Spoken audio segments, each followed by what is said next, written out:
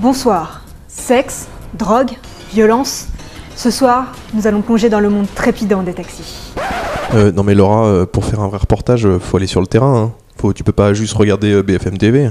Ah, donc on va faire un vrai reportage là ? Oui, voilà, ce serait mieux. Ah, ok. Bon, bah on y va alors. Bonjour à tous et bienvenue sur MacForever. Aujourd'hui, nous allons parler de la colère des taxis, qui organisent des opérations escargots, des grèves ces derniers temps, pour manifester leur mécontentement envers les chauffeurs privés. Alors Laura, les VTC ça a toujours existé en fait, mais ces dernières années ça s'est popularisé notamment avec l'arrivée de l'iPhone. Les VTC se garent n'importe quoi dans des aérogares, dans des aéroports, elles piquent les clients des taxis. C'est que nous payons, qu'eux payent la même chose. On entend souvent parler de concurrence déloyale sur ce marché, et c'est en fait la peur des taxis qui s'exprime, parce que certains s'endettent sur des années pour payer une plaque qui vaut à peu près 240 000 € de nos jours. Oui, alors qu'une licence VTC ça vaut à peu près une centaine d'euros, et les taxis ont pour l'habitude de dire qu'effectivement ils font à peu près le même métier, mais ils ont juste comme charge d'entretenir leur belle petite berline aux vitres teintées. Petit clin d'œil à monsieur à notre président, en lui disant que finalement les voitures avec chauffeur avec vitres teintées sont plus discrets que les scooters.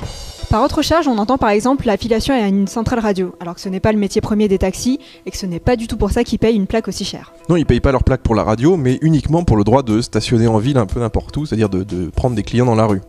Ouais, on appelle ça la maraude dans le jargon du métier. Pourtant à Paris, c'est près de 70% des taxis qui utilisent une centrale radio, comme Taxi Bleu ou G7, pour avoir des courses.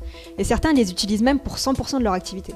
Et du coup, le problème, c'est que ces centrales radio interdisent aux chauffeurs de taxi d'utiliser d'autres centrales, et même des applications mobiles comme Taxilog par exemple. Nous, éditeurs d'applications taxi, eh bien, nous ne pouvons pas recruter des chauffeurs facilement, parce qu'en fait, ils sont complètement liés avec certains contrats, avec certains acteurs du marché qui ont des contrats avec des clauses léonines qui peuvent être dénoncées, bien entendu, mais c'est très très très difficile parce que comme ils ont des courses avec les centraux radio, ils n'ont pas envie de les perdre en partant dans une action en justice. Donc en clair, les taxis n'ont pas le droit d'utiliser d'autres systèmes que leur radio pour leur apporter des affaires, ce qui est quand même curieux quand on sait que ce sont eux qui payent 450 € par mois pour avoir ce système. En même temps, les taxis qu'on a rencontrés, ils n'avaient pas l'air de vouloir vraiment s'en affranchir de leur radio et puis de pas vraiment savoir non plus qu'il existait d'autres systèmes. Vraiment, je sais pas comment on peut avoir d'autres moyens si c'est pas la radio. Ouais.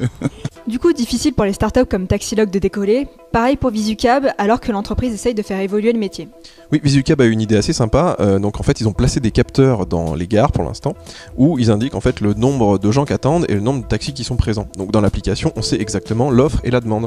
Comme ça, les taxis savent si ça vaut le coup de s'arrêter à la gare Montparnasse, par exemple, pour occuper les 40% du temps où ils circulent à vide. Vous êtes en dessous de capteurs qui sont disséminés de part et d'autre de la station. Vous êtes détecté par ce capteur. Les taxis sont également détectés par ce capteur. L'algorithme autour de la solution vous délivre le chiffre précis du nombre de personnes en attente et du nombre de taxis en attente. Quand on sait que les taxis circulent 40% de leur temps à vide, utiliser cette application peut vraiment les aider à trouver des clients. En fait, ce qui suscite la rage des taxis, c'est non seulement la différence de charge à supporter, dont on a parlé, mais aussi le fait qu'il y ait des chauffeurs privés qui attendent par exemple aux aéroports pour prendre des passagers qui n'ont pas réservé leur course, chose qui est strictement réservée aux taxis en temps normal. Et puis il y a un VTC qu'on connaît bien, c'est Uber, parce que c'est lui qui a popularisé en fait le système. Et alors lui, il nous a souvent été montré du doigt, aussi bien par les VTC que par les taxis, puisque en fait il annonce pas le prix définitif de la course. C'est-à-dire que sur l'iPhone, quand vous commandez votre course, vous avez juste une estimation, donc le prix peut varier, ce qui est théoriquement illégal. Il faut apaiser les relations entre les différents acteurs du marché, mais surtout la première chose à faire, c'est d'appliquer la loi. Donc moi, ce que je demande au ministre de l'Intérieur, c'est de faire appliquer la loi. En même temps, difficile de faire respecter la loi quand on sait qu'il n'y a que 75 policiers qui surveillent les taxis et les VTC, qu'on appelle les bowers, disponibles dans la capitale. Alors à l'inverse, on a rencontré pas mal de sociétés qui, eux, respectent bien la loi. C'est le cas d'Allocab, de chauffeurs privés, qui, dans l'application, vous affichent le prix de la course à l'avance. Donc il n'y a pas de surprise, une fois que vous êtes dans la voiture, vous n'aurez pas de supplément à payer. Nous, on a un prix forfaitaire annoncé à l'avance. C'est-à-dire qu'à partir du moment où vous dites où vous êtes, où vous allez, on vous annonce un prix, et c'est le prix fixe que vous allez payer, quelles que soient les conditions de la course, qu'il y ait des bouchons, que le chauffeur fasse une erreur, un détour, etc. Ces entreprises font bien attention à ce que les chauffeurs ne réalisent pas la totalité de leur chiffre d'affaires via leur application, pour ne pas risquer de voir leur contrat requalifié en contrat de travail. Alors l'idée pour un chauffeur partenaire qui travaille avec nous, c'est de ne pas faire plus de 30 à 40% de son chiffre d'affaires avec notre seule application, ça c'est réglementaire. Alors en revanche, Laura, du côté des taxis, on a rencontré pas mal de chauffeurs qui nous disaient qu'ils faisaient l'essentiel de leur chiffre d'affaires avec les centraux radio. Alors théoriquement c'est pas légal et on a même vu une affaire, donc l'affaire Batiti il y a pas très longtemps, où un chauffeur de taxi a réussi à faire requalifier son contrat avec la G7 en contrat de travail. Du coup, on comprend que c'est une situation compliquée, avec beaucoup d'acteurs en présence, des jeux d'influence, et encore, on ne s'est pas penché sur l'intérêt des politiques à ne pas voir la situation s'envenimer. Alors justement, côté influence, on nous a beaucoup pointé du doigt tous ces centraux téléphoniques qui sont là de manière historique et qui ont une énorme influence aussi bien sur les chauffeurs de taxi, sur toute la filière, parce qu'ils contrôlent les écoles, la formation. Ils ont aussi beaucoup de connivence politique, et évidemment, c'est ceux qui ont le moins d'intérêt à voir toute la concurrence se développer, notamment sur les applications mobiles. En fait, l'essor des smartphones a permis aux sociétés de VTC de se développer, mais la rivalité entre taxis et chauffeurs privés préexistait déjà. Tous les acteurs que nous avons rencontrés pendant notre reportage nous ont dit qu'ils souhaitaient trouver des solutions pour exercer leur activité de façon sereine et qu'ils étaient pour la concurrence du moment qu'elle était loyale. Finalement, on aurait besoin d'une réglementation assez claire, simple, sur laquelle tout le monde se mette d'accord, et puis déjà de faire appliquer la loi actuelle. Donc pour résumer, nous avons 17 000 taxis à Paris qui payent une plaque 240 000 € environ, certains beaucoup moins. 70% d'entre eux payent une radio environ 500 € par mois.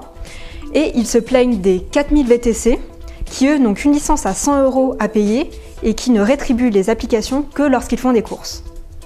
Du côté de la réglementation, les taxis payent une plaque pour pouvoir stationner où ils veulent et prendre des gens dans la rue sans réservation préalable, chose que les VTC n'ont absolument pas le droit de faire. D'autre part, les VTC doivent afficher à l'avance le prix de la course, alors que les taxis, eux, font des courses minimum à 6,60 €, mais le tarif final variera bien entendu en fonction du trajet. Face à la grogne des taxis, le gouvernement essaie de faire des propositions pour apaiser la situation, comme par exemple le décret des 15 minutes entre la commande et la prise en charge du client. Cependant, ce décret a été suspendu par le Conseil d'État car jugé difficile à appliquer. Dans les faits, lorsque vous êtes dans une ruelle à sens unique, qu'il pleut, que vous avez une grand-mère qui arrive, c'est compliqué de dire « Attendez madame, alors je m'arrête, je bloque tout le monde et puis vous attendez sous la pluie » ou bien vous savez quoi, je vais faire le tour du pâté de maison, je reviens dans 15 minutes, sauf qu'en fait, comme j'ai fait le tour du pâté de maison, je vais revenir en 25 parce que je vais taper un autre bouchon derrière. Donc voilà, tout ça c'est une règle qui est quand même assez déconnectée de la réalité. Alors on attend maintenant des nouvelles propositions du gouvernement pour essayer de contenter les taxis et les VTC. Et puis depuis quelques temps il y a un nouveau troublion qui est arrivé, c'est encore Uber qui a lancé donc son service de covoiturage payant, donc n'importe qui peut devenir une espèce de VTC covoitureur, et le gouvernement a décidé de regarder ça un petit peu de près, éventuellement de légiférer. Alors vous l'avez compris, on n'a pas fini d'entendre parler de cette histoire de VTC, de taxi et maintenant de covoiturage. Merci à tous de nous avoir suivis, on espère que ce reportage vous a plu et a un peu éclairé la situation pour vous. On vous donne rendez-vous sur Mac Forever pour d'autres reportages, et n'oubliez pas de vous abonner.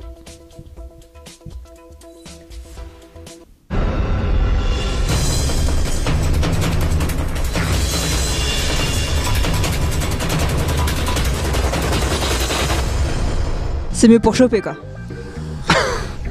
Qu'est-ce que c'est que cette question? Je sais pas pourquoi. Je sais pas. C'est midi. C'est l'heure de oui, manger, la faim, on a on a faim. un petit peu tu voyais une petite vache dans le fond là. Qui se balade. En fait, toutes les stations de radio. Stations de radio. Alors peu de radio. Alors Radio énergie, Nova qui fout vraiment la merde. Absolument pas. Absolument pas le droit de faire. C'est pas bien. Je disais jusqu'à Massy, je l'ai pas en tête. Les. Vous voit. Oh là là. Oh là là, c'est pas raccord. Ce mec est relou.